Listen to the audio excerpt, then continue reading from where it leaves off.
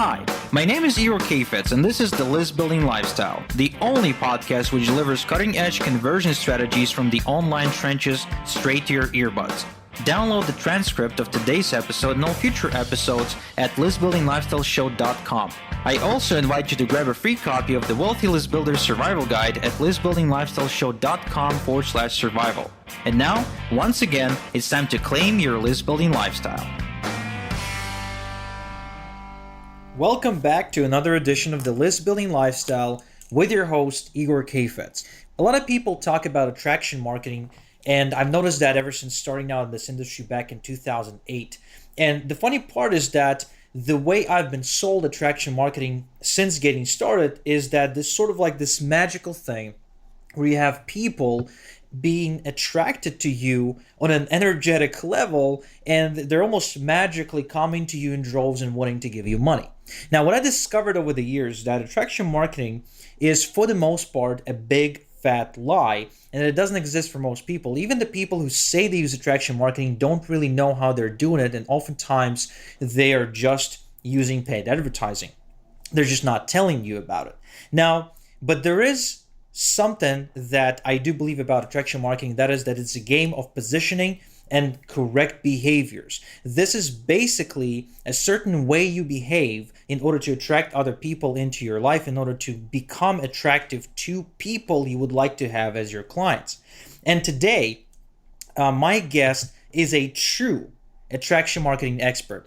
It's someone who has consistently failed in network marketing for 18 long years, until the point when he discovered attraction marketing in its true form.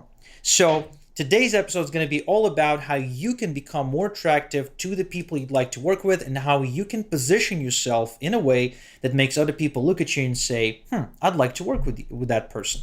So my guest today is Tyson Zahner. Tyson, thank you so much for making it today. Thank you for having me, Igor. Appreciate it. And did I pronounce your last name right, by the way? Because I'm sure I butchered it. You did it perfectly, and I'm sure with a last name like Kifetz, you probably Yes. get yours butchered all the time. Yes, that's why I'm so sensitive about it. So anyway, Tyson, before we dive into the principles and the core of attraction marketing, I'd love it if you could share your story with us and just share exactly how you ended up discovering attraction marketing for yourself. Yeah, I'd be happy to. So I had been in and out of the network marketing industry for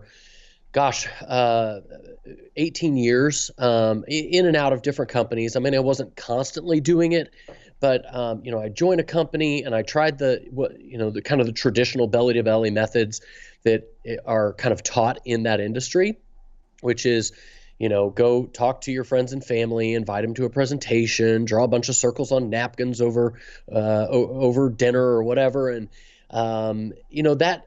It just didn't really fit with my personality, but I kept coming back to that industry because I liked the idea of residual income. I liked the idea of building a business, from a low startup cost.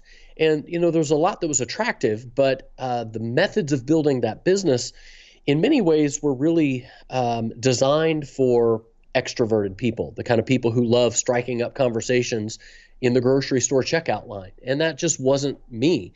And so after I finally joined my third company and failed for the third time over a period of 18 years, I just said, all right, I either have to get out of this and find a different type of business model, or I need to find a different method that fits better with my personality.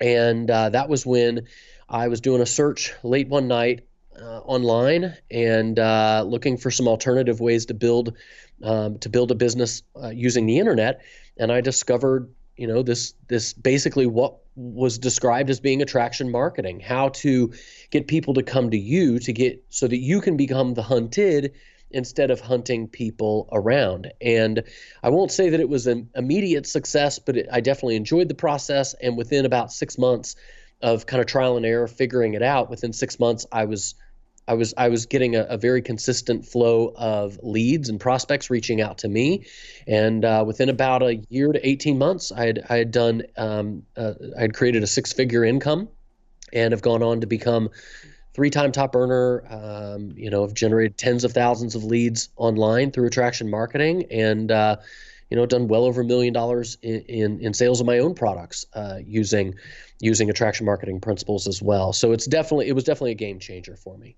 Interesting. So you're saying that attraction marketing has completely changed the path that you were on because until then, before you discovered these principles, you were quite literally falling flat on your face every single time you joined a company.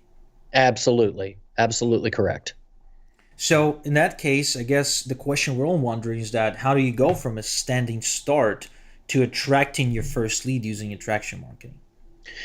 Yeah, that's a great question. So I um, I really what the heart of attraction marketing is about. It's about providing value, becoming an attractive person. And really what I discovered, that the big secret that all of these top earners knew that I didn't know, was that top earners were out there promoting themselves and their knowledge and their skills and their abilities first before they were promoting their product and their opportunity. And so what I was constantly doing previously was, hey, let me show you our great company. Let me show you our great opportunity. Let me show you our amazing compensation plan. And it was all about my thing. And one of my mentors taught me a very, very important lesson, which is there's a big difference between marketing and selling. And the main difference is this: selling is all about your thing. Marketing is about your prospect. So in other words, selling is about your product. So if I'm talking about my weight loss product and what the ingredients are and why it's better than my competitors, I'm selling, and nobody likes to be sold. Marketing, on the other hand, is about your prospect and not about your product. So if I'm marketing, I'm talking to my prospect about what his pains and problems and goals and desires are. I'm giving him genuinely helpful information, not only to attract him to me, but to build trust, to build rapport, so that he says, wow, I really like that guy, and I would like to do business with him specifically. And that was the big shift for me. Instead of being a guy who was simply peddling products, I said, why don't I go out and just genuinely help people and start putting out valuable information and valuable content? And that's when really everything changed and people started to become attracted to me. And I've got really 5 things that, whether you're trying to attract people for your business, or you're trying to attract people for relationships or be more attractive at work, really these 5 principles will work for any one of those. And we can talk about those throughout the rest of the interview if you'd like to pursue that further. Yeah, absolutely. I'm down for chatting about anything that can be applied by a complete and total newbie. So again, my question is, these principles, can someone who's brand new, who's got no proof, no credibility, no social presence, no big shot testimonials, right? No income proof. Somebody like that, can they apply these principles to their business right now and expect to see some sort of positive reinforcement from these actions? Yes, absolutely. And the reason I know that is because I, in fact, I would argue that I had negative credibility. And one of the things about doing this online is that I got to a point with my friends and family with the traditional methods. By the time I had joined my third company, like my friends and family were like, oh my God, Tyson, seriously, you're in another one of those things? How many of these are you going to join? Like, and in fact, I even had people saying to me things like, oh my God, Tyson, you're in another one. How long is this one going to last before you quit and you give it up? And so what was great about going online was nobody knew my history. Nobody knew how many things I had joined and failed at. And so not that I tried to pretend that I was someone that I wasn't. I didn't go out acting like I had great results. And in fact, here's where a lot of people make the mistake, Igor. A lot of people think I need to take pictures in front of fancy cars, or I need to take pictures in front of big houses to put off this air that I'm successful. And in my experience and in my opinion, that kind of hypey message actually makes people more skeptical of you. And so I didn't go out and do the opposite either. I didn't go out and say, hey guys, I failed in 3 companies and I'm a loser and I'm not making any money. But I also didn't talk about I didn't talk about my failures until I had started having some successes. Instead, what I did was I started simply sharing and really my entire business. And here's how you do it. For those of you out there going, okay, this is great, Tyson, that you say we can do it, but how? Here's the how. It's a simple 3-step formula that this is how I built my business when I first got online, when nobody knew who I was, when I didn't even know what the hell an autoresponder was. I did it with a very simple 3-step process that I have come to call the S3 formula. It is study, share, suggest. Right? So if attracting people to you is all about providing value to other people, the first thing you have to ask yourself is, how can I provide value to others if I don't possess it myself? Right? I can't give to someone that which I don't already own or have. So if you don't have a skill or a special set of knowledge, then what you do is you go out and you acquire it. So like if you're listening to this podcast right now, you're acquiring skills, you're studying and investing in yourself simply by listening to this podcast. And so that you're right now, you're doing part 1 of the formula, study, right? Step 2, you share something that you've learned. You don't have to pretend that you came up with it. This is what I did. I went out and I said, hey guys, I was just on this great webinar by so-and-so, and I learned a really great tip about how to solve XYZ problem. I think you're really going to like it. I'll share with you 2 of the tips I got out of that, out of that webinar, or out of a book I was reading, or a podcast I attended, or whatever. I'm going to share with you a few tips. So I share something I've learned, and then I suggest what they should do next, right? And because I've built rapport with them and I've given them some value, they're now much more likely to take the next step that I asked them to take. And the big mistake I see people making is they think the next step needs to be, hey, buy my product. In some cases, that might be the right answer, but oftentimes if buying your product or joining your company is like a big commitment, hey, give me $300 and let's go into business together, that's a big commitment, a little bit more than really what you can ask from just, hey, I've just given you a free 5-minute or 10-minute video with some free content. Why don't we go into business and you give me $300? It doesn't really work that way. So I tell people, make sure that the suggestion of what they should do next is baby steps, right? I don't go to the bar and meet a new girl and ask her to marry me the first time we meet, right? I take baby steps. Let's get her number. Let's go out on a first date. Let's go on a second date. Let's meet her parents. And eventually it builds to the point where, we move in or we get married or we have kids, whatever. Well, the same thing is true for getting people to buy your product or join your business opportunity if you are looking for someone to make a big commitment. Now, and I've done both. I've done it with smaller opportunities where it was like, here's a free trial of a thing. And that worked well, that being my first step for my suggest. I studied, I shared some tips, and then I said, hey, here's a product that I think you might enjoy. You could take a free trial. That was a simple baby step for them to take, and so I suggested that. But then I was also in an opportunity where, like, to join was a $300 sign-up fee. That was not a good suggest, here's the next step you should take. So what I did there instead was I said, hey, why don't you attend a free webinar if you enjoyed this little 5-minute blog post or 5-minute video? I've got some more training for you in a free hour-long web class. You can join me over here, and I'll teach you X, Y, and Z. And then at the end of that, I then pitched them on the $300, $400, $500 thing, which might have been a bit bigger commitment. So study, share, suggest is how I have built my entire business. And I did it starting when nobody knew who I was, when I had no credibility. In fact, I even had the opposite of credibility because I had failed so much. Does that answer the question for you, Igor? Yeah, absolutely. There's only one thing I disagree with, and that is I just walk up to women and I'm like, will you have sex with me? And if they don't say yes, I don't date them. That's how I am. Nice.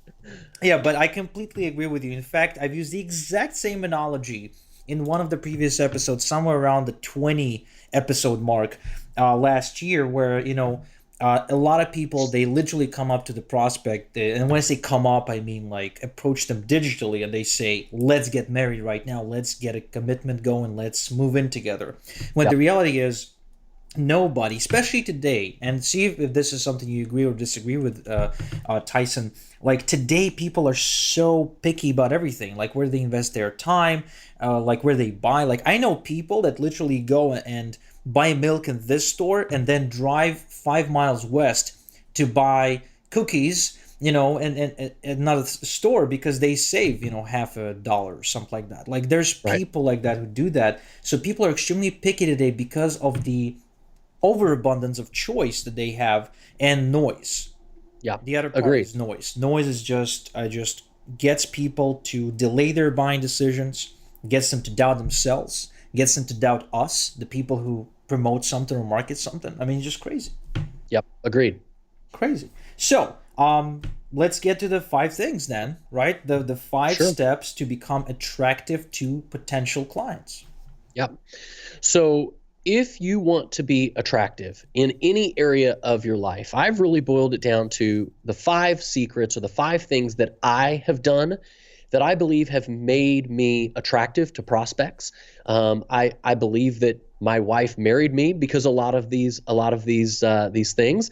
Whenever I did still have a job, these were things that I could do in my job to make people more attractive to me. So these are things that you can apply in any area of your life, and so I think that this is going to be one of the most valuable things that you guys can walk away with. So I would encourage you all to write these five things down.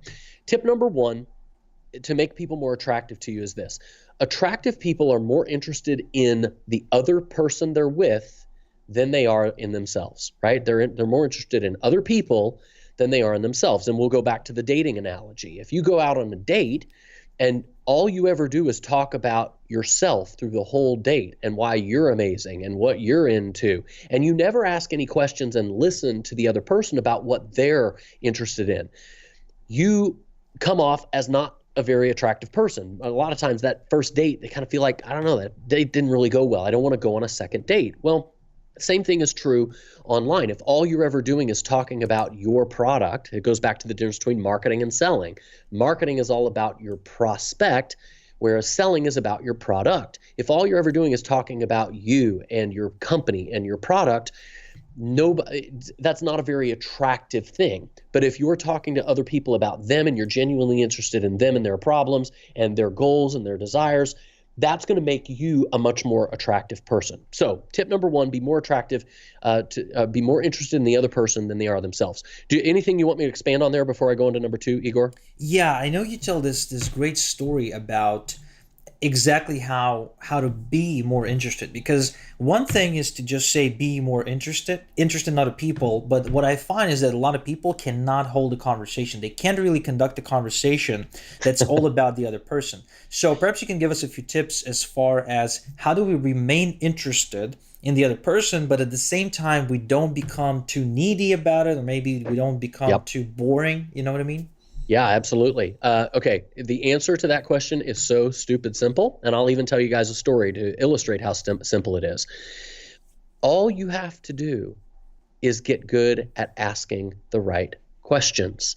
If you ask questions and then simply listen, and here's the story that illustrates this. There's a very, very well-known direct response marketer, legend really in the direct response marketing world, named Jay Abraham. And Jay Abraham, he's spoken at events all over the country, and he's traveled the speaking circuit. And he tells a story about one time that he had gotten done speaking at an event, and he was just wiped out. And he went down to the bar after the event, and he sat down, and this guy comes up, sits next to him, and he was just like, "Oh my God, I'm just too worn out to try and strike up a conversation and start talking to this guy and telling him what I do." So he simply just asked the guy a question, and then he just sat and listened for the longest time, right? The guy just went on talking about himself, because we all know that almost everybody's favorite topic to talk about is themselves. So Jay just let this guy talk about himself. And then the guy got done talking about one thing, and Jay would simply just ask him another question, say, "Oh, okay, well, that's interesting. Tell me about this." And then the guy would go on, talk. So it took Jay one question, 10 seconds, and then the guy would go on for minutes, right? And then he'd ask another question. The guy would go on for minutes. And finally, at the end of the night, they were getting into the elevator, and this guy said, "You know what? You are one of the most interesting people I have ever met." And Jay Abraham was like, "What in the world are you talking? I didn't even talk about myself." And that's when it hit him. He said, the way that you become interesting to other people is to be interested in other people, and they will see you as being attractive and interesting simply because you're more interested in them than you are in yourself. So the tip there is just ask questions about other people. And not only is it a great way, to make yourself more attractive to other people, it's a great way for you to come up with, if you're going to do any kind of your own content, which is what I did when I first started out. It's a great way for you to get content ideas. I tell people, they're like, what do I talk about if I'm going to do a video, or I'm going to create a podcast, or I'm going to do a blog post or whatever? What do I talk about? Well, simply ask your prospects what they've got going in their life. Hey, what are you interested in? What are you struggling with? What problems are you facing? What's the biggest issue that is keeping you awake at night? What would you like to achieve in whatever area of your life that your niche or your business is in? And all of those questions that you ask, not only does it make you more interested in them, which makes you attractive, it also gives you fodder for your advertising and for your content, so that you can talk to them about what they're genuinely interested in. Does that answer that for you, Igor? Absolutely. But again, like, one thing I want to specify about your advice, which is just ask them questions about what they got going on, is for you to ask really good, specific, open-ended questions. So your questions should begin with how, when, what, but they shouldn't begin with, say, do, can. Right, because those are closed circuit questions. Those are the questions that get not the prospect, but the person, any person, to answer with a yes or no and stuff like that. But what you want is to give room for your again, what do you call it? Like, conversation partner. You want to give them room to just expand on things, and you want it to feel natural and not sort of creepy and obnoxious. So make sure you use open questions such as how, when, what, etc., rather than closed circuit questions like can, do, and stuff like that. So the principle number one is, to become attractive, you need to be more interested in other people rather than be interesting to them. So whenever you feel like you need to be more interesting, this is the red flag. You go back and you start putting more focus on the other person. So what's principle number two? Principle number two, and you kind of hinted at it a moment ago, Igor, is not being needy and not being clingy. Okay, and there's a saying that many of you maybe have heard before, that if you have a relationship between two people, he who cares the least has the most power between the two in that interaction or in that relationship. And I can kind of give you some examples. So if you are, like, let's say that I had joined a business opportunity. Okay, I'll just use this as an example. And let's say that I wanted my friend to look at it. And I go over to him and I say, hey man, you know what? I texted you and you didn't text me back. Why didn't you text me back? Or I'm like, why don't you watch my thing? Like, I helped you move, man. You owe it to me. Well, that comes off as being needy. It comes off as being clingy. I mean, we all know the needy boyfriend who texts his girlfriend and then he gets angry when she doesn't text him back 3 seconds later. That's a very unattractive quality. And so if you can come off to your prospects as if, look, I'm going to succeed with or without you. I could take it or leave it. In fact, if you come to your prospects with an attitude of, look, you need me and my product and my knowledge and my skills and my expertise more than I need you, right? Hey, look, I am the gateway to solving your problems. So you need me more than I need you, because there are hundreds of thousands, millions of other prospects out there that if you're not interested, I simply move on to the next one. But most people have this lead scarcity type of mindset. Oh my God, one person said no, what am I going to do? And then they go crying in a corner forever. It's a very needy, it's a very clingy type of attitude, and it's a very unattractive quality. But when you can take, and this is why many of you, if you've ever been involved in sales, you've heard of the takeaway technique. It's a powerful technique where it's like, look, if you're talking to a prospect and they're on the fence and you're like, look, you know what? I really just don't think this is a fit for you.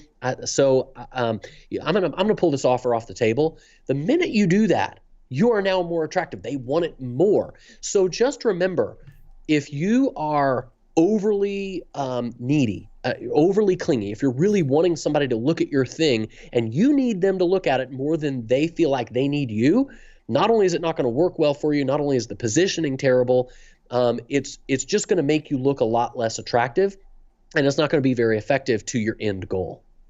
Yeah, definitely. Neediness is a major turnoff.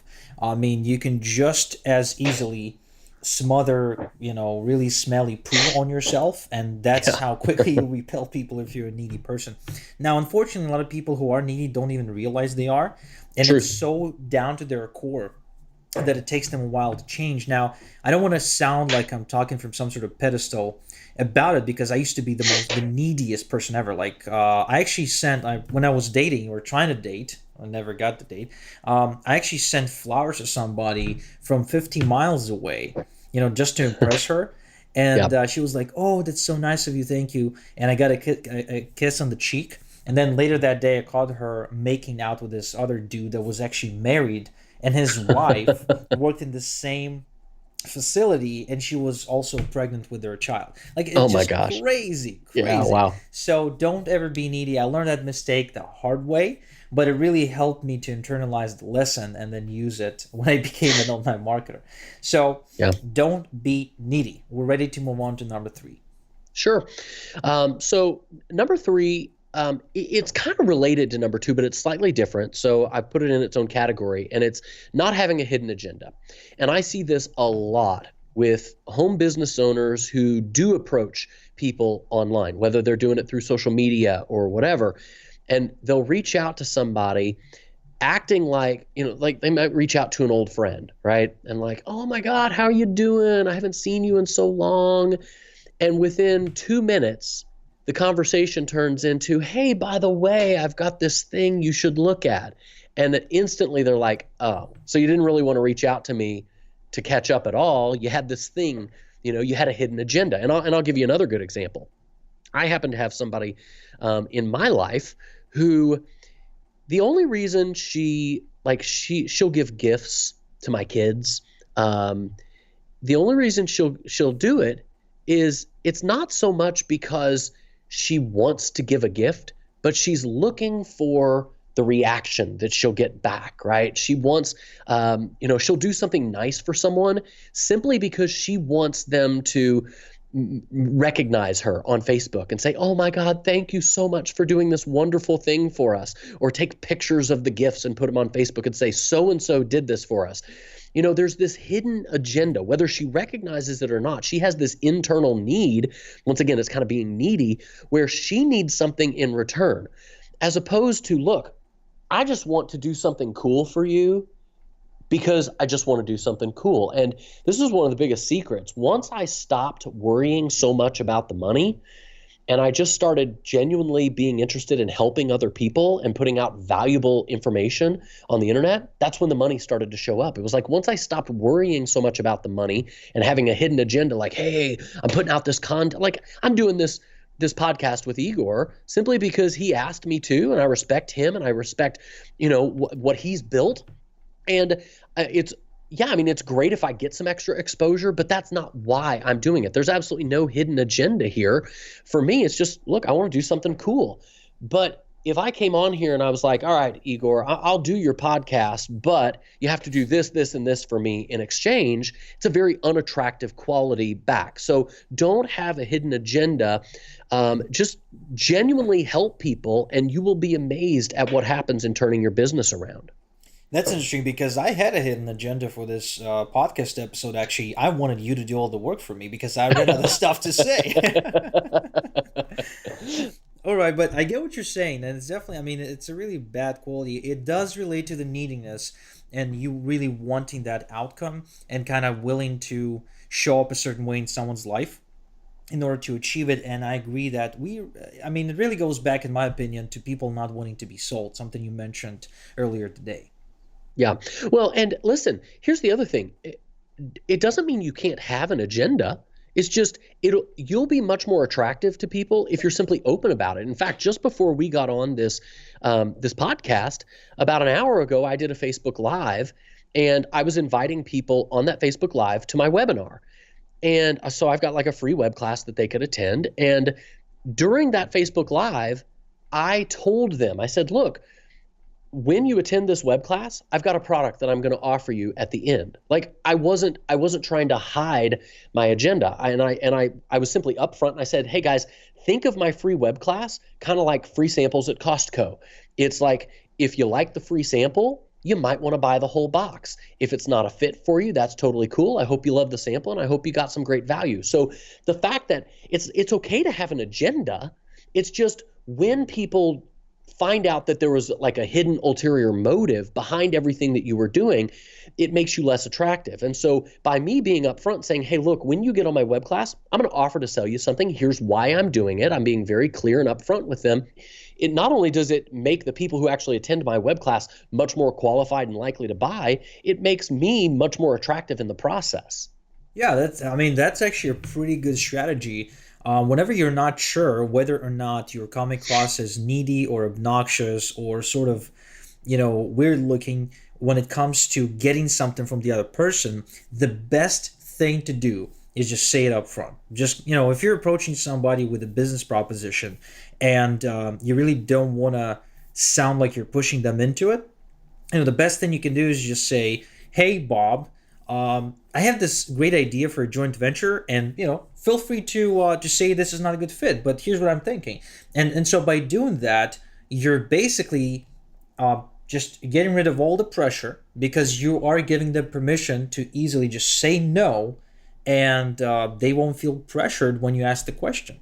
Yep, agreed. Cool. So number three is try not to be so obvious about your agenda. Have an agenda. If the agenda is obvious and you can't hide it, just go ahead and state it up front that this is my agenda and this is why I'm doing it, because that gives you way more power when it comes to convincing someone to work with you. Yep. Sweet. So what's up next? All right, number four is, and this is one that a lot of people wince at a little bit when I say it because they think, how can I have that until I have success? And so number four is confidence. Having confidence makes you more attractive, period. And, we can go to the dating world. Let's say you got two guys, one of them is, now remember, there's a difference between confidence and cockiness, right? Cockiness, if you got a guy who's like full of himself and he's at the bar thinking he's all badass and,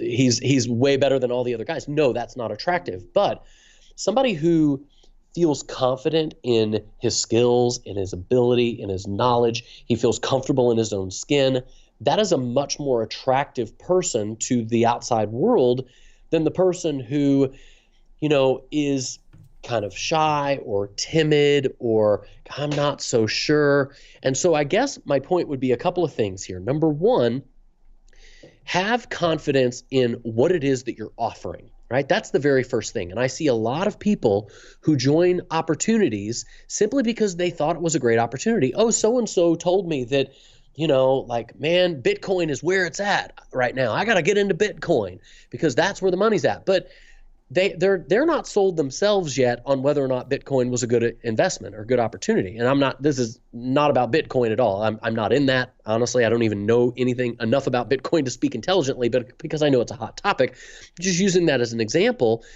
And what happens is you got this, or let's do another example. Let's say that you've got some sort of weight loss product and you're like, man, all right, everybody wants to lose weight. So I joined this like health and wellness company and I'm going to start trying to build my business with this thing, but you haven't tried the product yet. So you don't have any confidence in the product and that it works.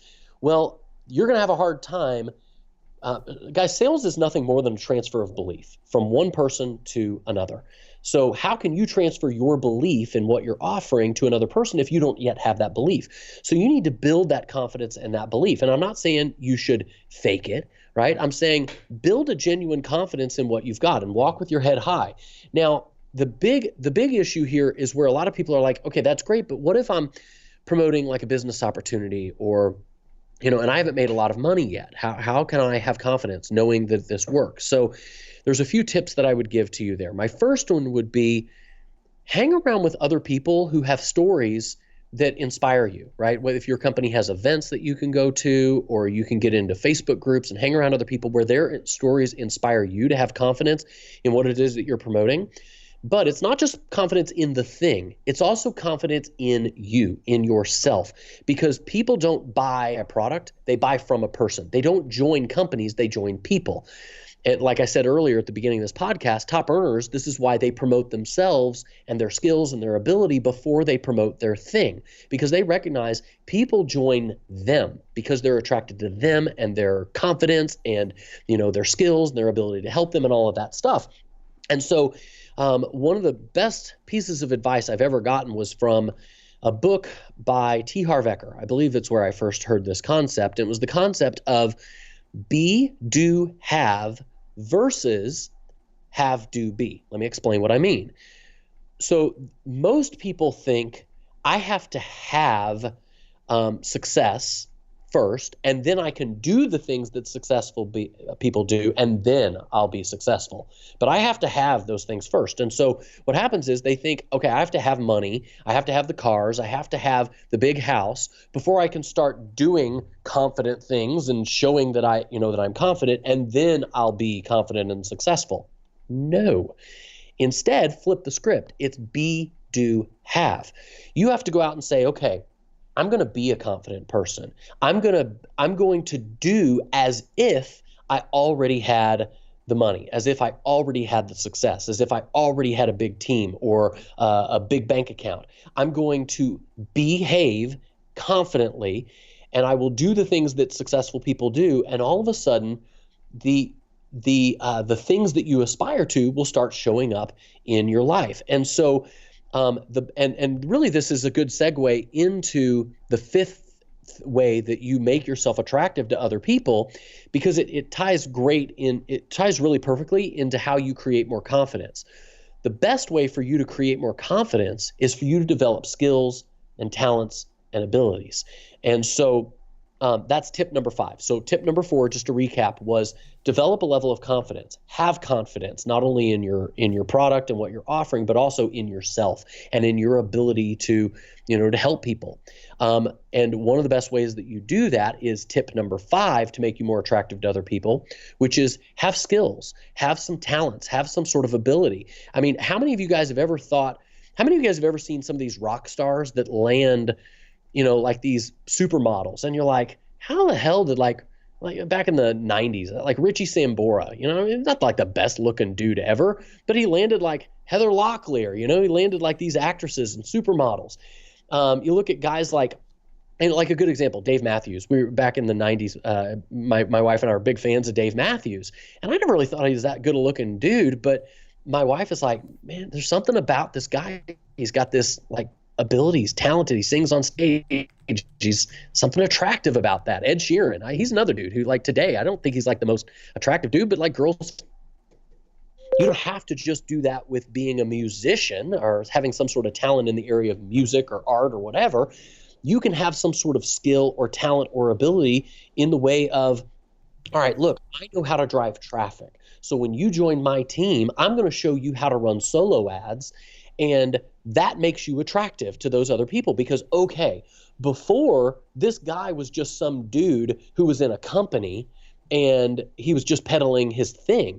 But now this is a guy who knows how to run solo ads, so he can either show me how to run solo ads, or he can start up a traffic co-op, and he can take care of running the ads, and I'll pay him to get me traffic. You now have become the link to their success because of your skills and your ability. And so when you can start promoting not just what your thing is, but what skills and talent and ability you have to help other people, that will make you incredibly attractive and much more likely to have people want to join you. And what happens is the better you get at those skills, the more confidence you're going to have. And it's like this never-ending circle of being more attractive. The more skills you get, the more confident you become. The more confident you get, the more you can talk about your skills, and the more attractive people are going to be to you, the more they're going to join you. Then you're going to have even more confidence. You're going to be able to talk, you're going to get more results and say, hey, look, I've gotten these results, and It's like this never-ending circle of attractiveness. So those are my last two tips. I've kind of put them into one big talking point, so we can answer any questions we've got about that. But that's pretty much all I've got, Igor. What do you think? Sweet, sweet. So let's just quickly recap the list of five, because I really want to make sure our listeners are getting this. So first off, there's five ways to instantly become more attractive to other people, both in the sexual way, if you're after that, and in the way where they would like to become a part of your world. And one of the ways to do that is to work with you and join your company, or just be around you or buy your products, etc. So number one is to become more attractive, become more interested in the people you talk to, because that's when people believe you're an interesting person, is when you take interest in them. It's weird, but it's true. That's how human psychology works. Number two, do not be needy. That will just repel people, and you know it from your own life experience. I'm sure you have needy people in your life who you don't like talking to, you don't like hanging out. Like, if there's a person that's calling you right now and you're going like, oh damn it, that's probably a needy person right there. So don't be needy. Okay, any needy behavior, and you can research this online, just try to get rid of it and try not to show it, even if you're an inherently needy person by design, which I personally am. I have to hide a lot of my flaws when I communicate with people in the real world, just because it's easy for me to just come across as really, really needy. Now, number three, not having a hidden agenda. So don't come across to people as someone who has an agenda but isn't really talking about it, but their actions show otherwise. Rather, either state your agenda up front and proudly, okay, or try to behave in a way that doesn't show an agenda at all. That's when you'll see people volunteer their time, resources, money, energy, whatever, to be with you. This is truly amazing, but that's how it actually works. Like, we want to give our time and attention and money to people who need it the least.